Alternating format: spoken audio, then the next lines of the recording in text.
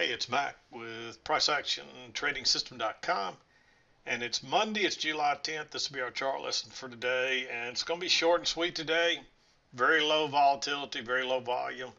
Um, for really all intents and purposes, today was an up day, although in the end, this is just a range day. Notice that we traded outside the overnight low just a moment here, and then we rallied the whole day. And then we traded outside the overnight highs momentarily before selling off again. So in the big picture, this is a range day, but the entire trading day we were really trading up. It was a little bit still down to neutral right in here, and then once we had this reversal here, it pretty much was all uphill after that. Um, so really, you could describe today as an up day, a weak up day, or an overall range day, depending on how you want to look at it. Um, but really the bias was up most of the day. That's the way I will leave it.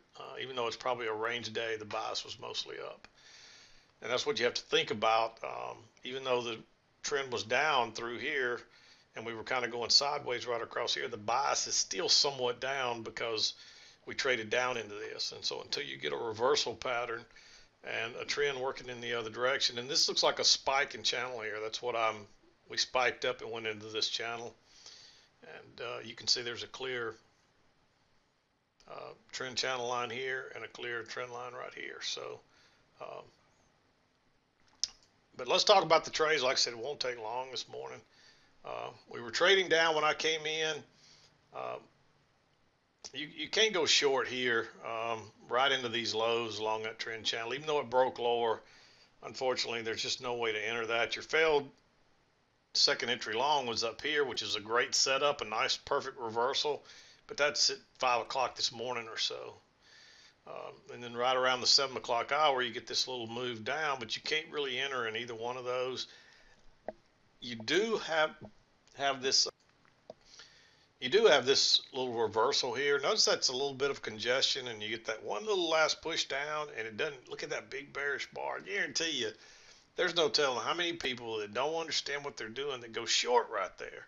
And look how far away you are from the EMA. And when it instantly reverses with that reversal type bar, I like that one back to the EMA. It's a little bit aggressive because you're better off to wait on a higher low. And by the time you get the higher low, you're all the way up here, so you need more of a correction than that. So you can't really go long right there. And if you had of, you'd have got burned. This is a little bit aggressive, but because it's so far away from the EMA there, I like it. If you want to be aggressive, it is an overshoot, so sometimes that leads to a direct reversal and you never get a retest attempt, so you never know. But we run up, and then of course you got this trend line working up here. You get a close outside, move to a new high, and plus you get this little bit of a resistance across here, and you get that failed break higher. So I like that, just looking to see if it'll run down and make a new low. It gets close, but then it bounces, and look how it just shoots right through the EMA right there. That's a first clue that, hey, this thing may be about to reverse. So be real careful going short at that point. You definitely want to wait on second entry, and by the time you get the second entry, it's right here, and then you're just going sideways. You got to be careful getting long there, though. But notice that's a reversal pattern. This is basically, well, this is a new low, so it doesn't matter, but you got a double bottom as well. And you push up, you get a first entry. You never tick higher, but then you get a higher low and then a second entry. And that's a nice little reversal bar. So you probably got people trapped here, and that's what you need to push through as a trap. So I like that long. I don't like it enough to make it blue because of the fact that you're going into that double top. So I made that one green. But what will probably happen is that we'll probably get a little breakout pullback long, and then maybe you consider, and you get that right here, and that's just that's a higher low from this and this, and that's your third swing down. So I like that, and we did push out here, and look how bearish that is. And again, people probably went short right there. It's like a little repeat of that, and that's where you're probably going to catch a trap and look at it go. And somebody asked me about getting short up here. You can't short this up here, especially with this trend line right here. That's your first close outside. You got a new high. that would, you might wait on a lower high here. But by that time you're back to the EMA, you don't really get a lower high, and I'm not, you just don't need to go short when you're pushing that hard to a new high. Um, you're basically counter trend trading. But somebody asked me about, they went short up there and they said, well, I saw you mark a short just like this on another chart. Well, it might have looked like this, but I guarantee you the context was very different. So, and that's the key. I try to remind people we are not pattern traders. Just because you see a pattern, you can't go in here and memorize patterns and trade them and think you're going to be consistent, because you're not. The patterns, if you just trade the patterns, you're probably going to win more than you lose, but you're still not going to make money. You've got to understand the big picture and look at the overall context. We're headed up now, and this looks like a range day, so we're probably headed to here first. And if it gets through there, we may keep going. It may continue to trend higher. So that's our target goal, most likely, is right here. So you can't be getting short in here. Notice that you basically have a double bottom right here. So you're pushing up. Actually, let me back up one. Notice you made a new swing low right there versus that one. So that's another reason I like this one, because it's a first entry short, second entry short that looks like a long trap and turns into a short trap. That's another reason I like that one right there. And if you catch that one move, you probably do okay for the day, even though there's not a lot of entries.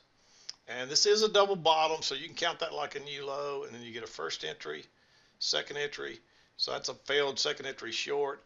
Normally I'd want to see this come back to the trend line, but you also have this double bottom here, and you get that little one tick lower. It bounces right off the EMA.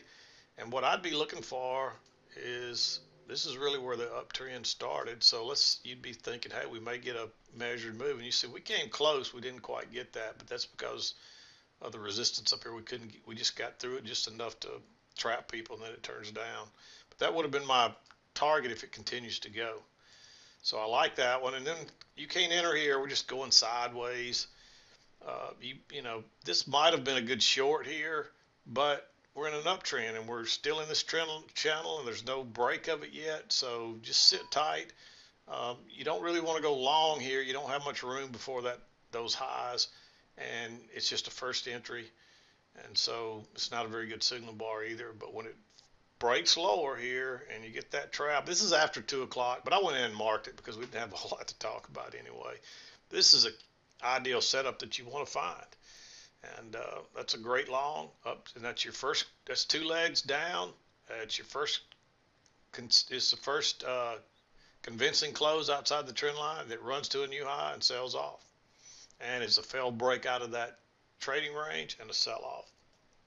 So that's not a perfect. You might have wanted to wait on a lower high there, but you never really get it. Everybody just starts exiting. Everybody figures out what's going on when he just shoots right through here, and they all start exiting. That late in the day, you're probably getting a lot of people just going, when it starts backing up here and goes through that EMA, they probably just all start taking profits, and it just sells off right back into the close there. So, and that's really all there was today. Pretty weak actually. But yeah, when you start going sideways like that, just stay out of that, especially right into this overnight high. That's not a good sign. Same thing down here. Don't be getting short down into this overnight low.